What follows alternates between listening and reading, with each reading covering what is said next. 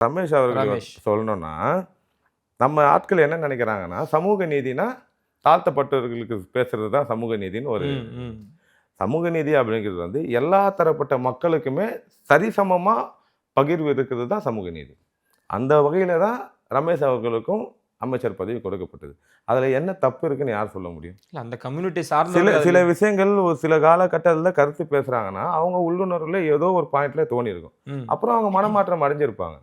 Okay இதுதான் சரின்ற நிலைப்பாடு இல்ல வந்திருப்பாங்க. இதே ஆர்எஸ்எஸ்க்கு எதிராகவும் அவர் குரல் கொடுத்திருக்கார். ரமேஷ் அவர்கள் நம்மளுக்கு தெரியும் ஆரம்ப காலகட்டத்திலிருந்து இன்ன வரைக்கும் விஜய் அவர்களோட நிழலா இருந்திருக்கார் நெறைய முறை. அவருக்காக நெறைய நீங்க டிபேட்லயும் பார்க்க வேண்டியது பங்கேற்கார். என்னன்னா, ஒரு இளைஞர் கூட்டம்.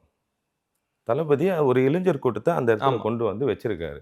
அத நீங்க வரவேற்க தானே செய்யணும். தரமற்ற விமர்சனம் பேசுறதுல எந்த நியாயமும் இல்ல.